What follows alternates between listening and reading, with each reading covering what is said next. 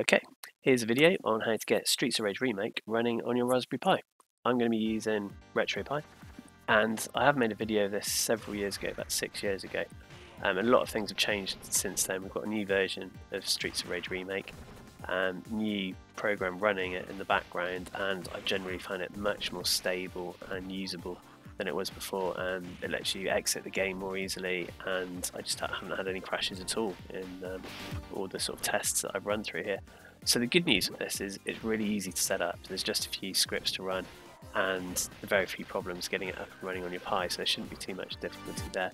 The bad news is I haven't got a Pi 4, so this is all about Pi 3 or 3B that I'm running on here. I'll get a Pi 4 at some point and see what changes might need to be run there, but yeah, this guide would be for a Pi 3. And then I guess the neutral news is about resolution, and the video output on this can take a bit of playing about with. It's easy enough to get it full screen and 4:3 ratio, but it's a bit more awkward with the widescreen, and there's different ways of doing it. Plus, I'm sure a lot of people watching might well know a lot about scaling video output, frame buffer size, and everything else that you can configure to change how it looks. So do comment if you've got some good experiences getting this full screen. And also a warning for anyone who hasn't watched my other videos, I do tend to waffle on, so this isn't going to be, this is how you do it, bang, bang, bang, done. I tend to go into a bit of detail about what's happening, not really from a technical point of view because I'm not technical, but when you run a particular script or take a certain step, I'm just running through what happens so you can see what's going on in the background. But obviously with YouTube now, you can fast forward with 1.5 or 2 times speed, so you can sort of crack on if you don't want to hear all the waffle. And if I'm going too fast, just hit pause. So yeah, hopefully you'll stick with it and see how to get Streets of Rage running. Now, the parts that I'm using here, just so you've got, you know, sort of what's involved. Obviously I'm using RetroPie. That's a given. That's the main thing that's going on here. Then we're using scripts from ZeroJ, who has written some really useful scripts to integrate this within RetroPie rather than having to do it all manually. There's a user called Butcher who's written for the Raspberry Pi the BennuGD interpreter, which is basically the program that runs these data files on the Raspberry Pi. So sort of massive thanks to that user for that, because this just wouldn't be possible without that piece of software in place. And obviously the Streets of Rage program itself. I'll give a link to the forums so you can see what's going on there, but that's obviously why we're all watching the video. So this is, like I said, with a Raspberry Pi 3B, RetroPie 4.7.1, which is the latest one you can download. And what is key here, and I'll show you in a minute, you must update that because it's well over a year old now, and I tried doing this without touching any updates on it, but there was several problems. So basically, get the latest one and update. Don't try this on your RetroPie setup, that, you know, if you've not got a backup of it and it's the only version, don't go straight into this in case it causes a problem. You know, get a backup or try a new SD card. Well, that's what I've done here. I've just started a clean card, downloaded 4.7.1, updated it in full, and gone from that. And I'm using Streets of Rage Remake 5.2 in this example. I don't see why it wouldn't work with older versions, but that's the one I've run with. Some people have commented it changes quite a lot in 5.2 versus the previous versions of Streets of Rage Remake, like 5.1 and 5. So you might prefer a different version, but you know, I found this one really good. So the first thing we're going to do is, if I quit out of this, which you'll see now, you get an option to quit. So down here we've got exit, and we'll go back to the emulation station setup. If I go back a screen here, you can see it, that's all I've installed on this one. But what you must do in RetroPie is 2 things. One is you need a way to get files across, or usually ROMs across, and I use an FTP or SFTP program like that, like FileZilla. To enable that, you've got to go into Raspberry config, I think. I'll just double check. Let's go in there. I think there's 3 ways of doing this in total. So you can use an FTP program, or you can use Windows Samba, where you just where you just drag a file across in Windows to the folder. And the third way is using a USB stick, but I think this is the easiest way, just using an FTP program. I think it's advanced options. I should have checked this before, shouldn't I? Let's just see what that comes up with. when I find the right button to press. Why isn't that going in there? There we go. No, it's not the right button, so I wasted my time there. System options. No, really should have checked this back before. This is definitely what you want to fast forward through. Interface options. Yeah, there you go. Right, interface options. SSH, enable, disable, remote command line access. So you need to enable that to connect to it remotely, which is what I'll be doing in a moment. You can do a lot directly on the Pi in terms of these scripts, but I remote in to sort of do a from my PC basically. So I'd enable that to also allow FTP programs to work. And if we go back, the other piece in here is I finished that. What you must do is go to the RetroPie-Setup down here. Ooh. And press A, not B. Then in here, what we're doing, I won't do it now because even though I've already done it, it'll probably still take a while. It probably takes about, I don't know, took me about half an hour or so to run all the updates. So here, this option here, hit update. And you can see at the top there, I'm now on 4.7.21 rather than 4.7.1, which is what the image has. So definitely update that to 4.7.21 or whatever the latest one is at the time that you do it. So once you've done that, what you need to do is get to the command line, and you can do that from Emulation Station by hitting Start and going to Quit, and then quitting Emulation Station. That will take you to the command line. So here you could just put your keyboard straight into the Pi and start typing, or you can do it remotely. I'm going to do it remotely so the screen sort of captures a little bit more clear. So I'll stop this one and start the next bit in a second. Bear with me. Okay, here we are at the command line. So this is where we left off, but I'm just doing it from the PC now. Just a few basic commands so you can see what you're doing here. When you land and you log in, you'll be in your home directory, and you can see that by print working directory. It just says you're in your home directory, and the standard folders would look like this. This is, like I say, pretty clean install, so yours will be really similar. As you follow through this, if there's one step where suddenly what I'm showing is different to what you get, you're probably best off trying to work out what's going on at that point rather than carrying on. Just try and sort of fix it as you go. But it should, if it's a clean install, it should be extremely similar to this. So the first thing we're going to do is get 0J scripts, and they are so useful because what they're doing is really, rather than manually running Streets of Rage Remake, which you can do, you could download the files and kind of run it all manually. That wouldn't embed it or integrate it with RetroPie. You wouldn't get it in the menus. You wouldn't be able to select it with the joypad in Emulation Station. It wouldn't appear in the right places. So this pulls it all together, downloads all the files you want. It's really, really useful. I don't think it's been updated in a while, but it still works absolutely fine. So a lot of thanks should go out to 0J for sorting this out. So first thing we'd do, because you might have been navigating around, I was put this to start with, change directory to home, so to make sure you're in the right directory. So as long as it says that you're in home Pi, that should all be fine. Next thing we're going to do is pull down the scripts. So I'm just going to copy this line. Oh, it ran it as well because I pressed enter quick. So all this is doing is pulling it down from 0J into your Pi. So it's grabbing his scripts, and it won't take very long. You can see it here just whipping through the process. So it's this line here. I'll highlight that you want to type git clone and then the address of what you're pulling down. So that's now pulled down. You can see it's there. If you list the directory again, you've got a new one called RetroPie-Extra that wasn't there before. And that's all downloaded. But now what you've got to do is integrate it into RetroPie. So we're going to change into that directory, RetroPie-Extra. And you can see there's some files in there. And what we're going to do is run this script here that will start making sure that the menus are all in the right place, and it downloads what it needs to. So let's run that by saying, right, it's in this directory. So go // install-extras.sh, run that, and it's done it. It's just moved what it needs to into the RetroPie setup, so you can do the rest from the RetroPie setup. So as far as that's done, that's concerned, we're done. So we go back a directory, check where we are. We're in the home directory, fine. And now we're just going to change into RetroPie Setup one, which is the normal area there. So we're changing into RetroPie Setup, and from here we're going to run the RetroPie Setup script.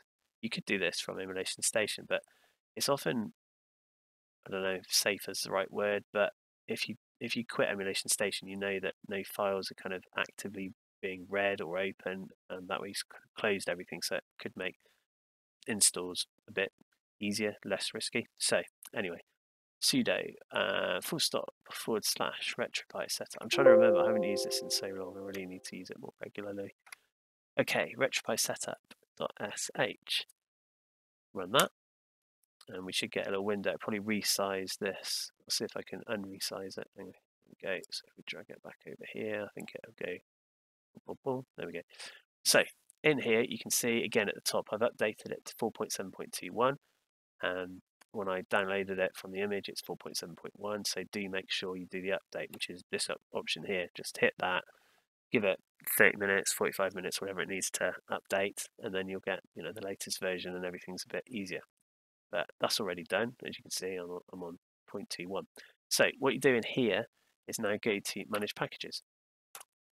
In Manage Packages, you've got Manage Experimental Packages, because the Streets of Rage remake is not sort of fully integrated without, with zero problems. There's still a few issues, so you'll get a whole bunch of things in this experimental menu that aren't sort of core to or in the main section of RetroPie yet. So in here, we've got a list of all of the experimental areas. A lot of these have been added in from the script we've just run from 0J, and there's some by default that are experimental from RetroPie, but this has now got a much larger list. So all we're doing is scrolling down here looking for Streets of Rage Remake. I think it'd be SORR. Quite a few here. And there must be, maybe at some point when it's a bit more stable, it might get into the official experimental menu with RetroPie, but at the moment, that's why we just ran that script before to integrate 0J's details into the RetroPie setup. So I think it's just down here, PQRS, there we go. So you find Streets of Rage Remake from the menu, hit OK. It has a quick check, and then it'll probably say, are we sure? Do we want to install from source files? Here we go. So we've got an option to install from source. Hit OK. Am I sure? Yes, I'm sure. Press enter here. And it'll have a think about what it needs. So there's some packages that look like it needs that aren't already installed. So it will run through that and install them. And if you haven't updated by this step, you'll find quite a lot of dependencies that don't exist. So it's definitely worth updating before you get to this point. I don't think this bit takes very long.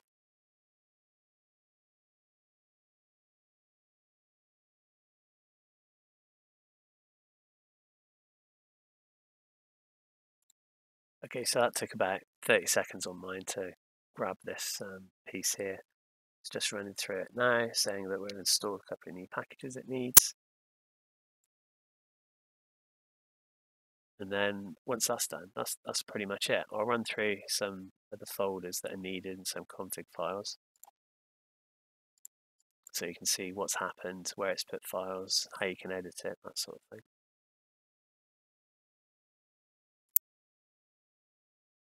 And you will need the method that whatever you choose to get files across to the Pi, which are the Streets of Rage Remake files. I'll put as much as I can in the description on the video as well, so you can just reference that. Okay, that's done. So you get returned to this menu, and from here we're going to go back and back again, and exit. Okay, done. So let's have a quick look at what that's done. So first, there's a section where it's put its configuration file. So if I change directory into this folder here, ops RetroPie config supports SORR. In here now, because that folder wouldn't have existed before, and you can see it's in the ports area. And we've got one file. It's an emulators.cfg. So if we edit that with nano emulators, we can just see what it's put in there. So all this is doing is saying when it's run from Emulation Station, because now you'll see an entry, it's running, or it's changing the directory to operate from here, and then it's running this program here, BGDI 333, and that program is running this data file, and that's essentially what it's doing. And this is a key file that everything sort of revolves around, really. So we'll check out that directory, but this is the file that runs the process, and this is the file you'll see there's various posts about. You can change this and get it to, at this point, run under a different graphics driver, effectively, sort of X, so you can run it and get maybe different experience with the resolution, so you can edit and configure how the video comes out differently by editing this line, because essentially this is just saying run it as you are, but you can put something before this and you can edit it however you like, but this is the script it runs, if you like, when it runs the program. So that's where that folder is in configs, ports, sort. A lot of these directory names are going to be really similar, but so just, be specific if you want to go and edit that one. That's the folder that one's in. Now we're going to look at the folder where that actual program sits. Let's change directory into this one, opt RetroPie port source, so there's no configs in this one. And actually what I'm going to do, I'm just going to go back a directory here, so we're in ports. Now if I list it and put a couple of flags, what you can see is that this folder SORR is owned by a user root, which means that it's not this user I'm running at the moment, user Pi, doesn't have permission to write into that folder. So previous videos I've shown you can edit that to write the Streets of Rage files into that folder, but you don't have to do any of that anymore. There's no need at all, and I'll go into why, so you can just leave that exactly as it is. But back in that folder, let's type it right. I'm putting these flags after ls just to get details. I don't really need to do it, it's just habit to get a bit more info on the files. It just means, I think that L is that long script so you get more detail. I think that's reverse time to show you, put it in order of time. H is human readable file size or something. Anyway, that's why I do it. Right, so here there's a lot of interesting things. So in this folder, what ZeroJ script has done that we just ran from the experimental menu is, one, it's put the program, this is the key program here that Butcher wrote, BGDI, I think it's BennuGD Interpreter 333, version 333. So this is what runs Streets of Rage Remake. And you can get a little bit of info on this. If you type BGDI, well, the name of it, 333, and then the flag of H, which is sort of the default for help, it'll show you what's going on. So I'll press that. No, it won't. Okay, what have I done there? 1 second. I think I need to specify it here. So you put full stop / let's try that again. BGDI 333 and H. There we go. Right. So gives you, Bennu Game Development Interpreter. So here you can see that the Raspberry Pi port is by Butcher. He's got a URL there. This is 2016, and we can see by the file name effectively that it's version 333. Now, older scripts sometimes you pull down 300, and there is a newer one than 333, which is 354. I'll put a link to it in the description. The ZeroJ script uses 333, and that works absolutely fine. Like I say, it runs really stable. There's no crashes, even when you sort of change video output. It works really well. But I have put version 354 in this folder to replace that one, run it, and in the 5-10 minutes I was testing, I couldn't see any difference. There's probably a lot of under the hood changes, but it wasn't making any sort of clear, obvious changes to menu options or video options rather. Sort of, could I edit it? Could I view the game differently, or was there anything that was obviously different? I'm sure it is more stable and is a better version, but I couldn't see any difference. But you may well find a difference. So be aware there is a newer version 354, and like I say, I'll put a link to it. And you can run this on it just to confirm what date. I think it's 2019, the 354 version, so it's a bit newer. But yeah, so that's by Butcher, which is the main program that's running all this, and you get a bit of info. But as far as I can see, the only parameters here for BGDI 333 are activate debug mode and set the directories. But that's it. So that's what that first folder is. Let's get that list up here again. Right, the next bit, RetroPie package. I'm not too sure what that is, but I'll leave it there. Yeah, not sure. Right, these bits are really important. These next four in red are symlinks. So this is like a shortcut on Windows. It's a file, sort of, that points somewhere else. So when this program looks for the file SORR in its directory, the symlink will point to actually you need to be looking in this folder. And that's important because the folder that it will redirect to is one that you've got access to write files to, which is why you don't need to change permissions everywhere. So they're all in the same folder: home, pi, RetroPie, ROMs, ports, SORR. So they all go in there. And from this as well, you can tell the files and folders that you should be copying across to your Pi from the SORR downloads from their forums. When you extract that, you get the Windows version, and you'll find all these files and folders, as well as lots of other ones. But you can see here that clearly it's not going to care about anything else as long as it's got these. So you've got a SORR.dat file, a SORR maker.dat file, a mod folder, and a palettes folder, and that's it. And I've looked in mod folder and palettes folder, and I'm pretty sure there's a lot of files that you still wouldn't necessarily need to copy across, but just to be on the safe side, I do those full folders as well. And like it's got here, when you copy them across, don't put them in this folder that you're in here. Make sure they go in the normal ROM space folder that's detailed here, and you won't have any permission issues at all. And then lastly, we've got save game, which I think does light blue mean that folder exists but there's nothing in there? Anyway, that's fine. You don't have to worry about it.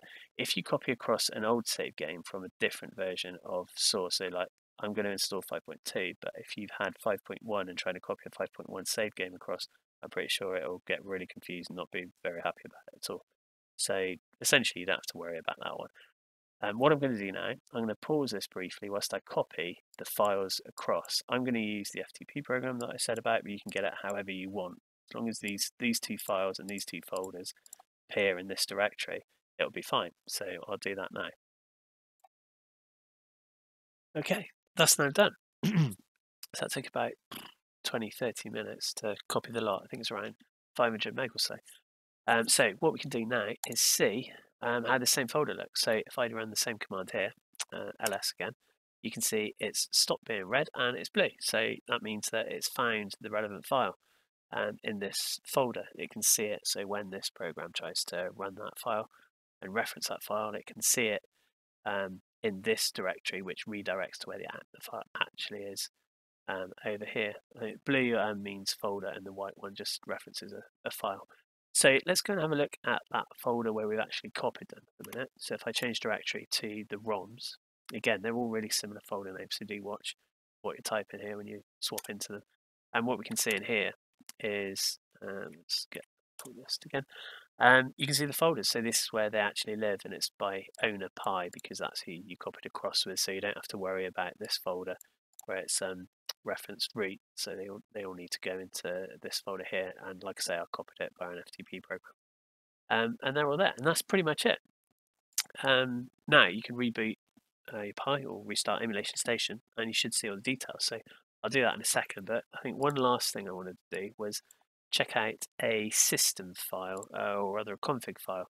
So in this directory where the files actually are, if we change into the mod directory, I think if I list that, looking at here for system.txt, there you go. So we're going to have a look at that file. We're going to edit it using nano system.txt. And here is kind of a config file for Streets of Rage Remake that it looks at. Now you've got the variables available here. It's defaulted to PC, and I've tried the other ones, and I think PC is most appropriate for the Raspberry Pi, so I'd keep that there. By all means, check them out, swap them over, and see what differences you get. Some of them sort of change the menu options suited to the given device, but yeah, PC's best. Loading type, preload in real time. I haven't changed that. Don't see a need to. I haven't noticed any loading issues, so I haven't tweaked those. I don't think it's going to be significant benefits. So I've just left preload, but yeah, change those. This one here, Borderless Sync. I'm pretty sure when I tried this, I found it to be more flexible and easier to change with auto. So I'm going to change that here. I'm going to delete that and then put auto. You can see again the values you've got up there. see how it works for you. And that's it. That's the last bit I'm going to change. So I'm going to save that with Control X. It says, do I want to save it? Press yes, press enter, and then it's done. So I've updated that system.txt. And that's pretty much it. I'll go back to Emulation Station now. But one thing is, when we go into Emulation Station, you'll see a slight black border around the edge. And one way to get rid of that is to disable Overscan. So to disable Overscan, I'll show you whilst I'm here. Again, we sudo to get the right permissions to edit it. We'll save the changes. Nano, and I think it's in boot, and then the file's config. There we go.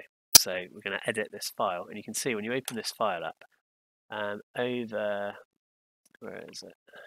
Disable Overscan. So the hash here just means commented out. So the Pi, or the Raspberry Pi won't read that reference. If you take the hash out and save that, it will disable the overscan and it will take action on that line. I'm not going to do it because I think most people might just run it with it not disabled, and if you disable it you might notice other quirks like Emulation Station going outside of the edge of your screen. But if you want the 4.3 view full screen, then yeah, try this disable overscan, save that, and run it with that, and you'll find that it does take up the screen quite happily. But that's where the option is if you want to try that. So I'll quit out of that, save, no, press N there, and quit, and I'll go into Emulation Station now. Right, back in Emulation Station, and you can see it's added a ports menu that wasn't there before. If we go into that, you can see Streets of Rage Remake, and I'll select that because this is where 0J script has put the right files in the right area, so you can open it. And when you open it, the normal run command will pop up in a second in the center, and you can use that to try and tweak video resolution and options there as well. But I didn't find any significant difference changing those for this port. So here we go, it's firing up. Now, like I say, it's really stable. I've not had any crashes at all. And in here, what we can do is run through the key sort of options that you get in the menu. So if I bring that up, press start. Oh, I'm using a wired USB iBuffer cable controller, but I imagine that most seem to map by default okay. I haven't had an issue with a couple of different ones I've tried, so hopefully it should be okay. Now you can see straight away that by default here, the visible playing area isn't particularly big. So press start and start again, get back to the menu, and then this is the first time that you've started the game. In order to keep your name in the rankings, to customize, you can enter your profile there. I will say later, thanks. And the select here is B, so hit B. And here's your options. And I'm going to go to options here and video. So here you can see by default it's gone to widescreen mode. Now, because I put it on auto, I think it will just update on the fly quite happily. If I press left here, yeah, we've got normal 2 times, 3 times. So obviously it is bigger, but it's still not full screen for widescreen, and that's when I've been having a bit of a problem with. But if you change widescreen and you keep it on window here, if you change widescreen to no, you've pretty much got full screen. And if you have that overscreen disabled, or enabled rather, to disable overscan in that in the boot directory config.txt, this will go full screen, full 3 ratio, so you can get that quite happily. And then I find, just personal preference, now I'm on not widescreen mode, you can change between these, and if I go to scan lines, they are a bit thick, so it goes a bit dark, but I think you get used to it quite quick, and it looks pretty good. So if I go back off that with A, you can see if I play with that on scanline mode, just fire that up, just skip the intro bit there, start there. There you go. Again, it is a bit darker, but it's not bad, it's not too bad. And I've selected obviously the default game options. You can change this to have different visual modes that I'll have a look at in the menu. And the really useful one here as well, it's got the quit option now, so you can get out of the game easily without having to restart the Pi, and you can quit the game entirely without having to restart the Pi. I should pay attention to what I'm doing here.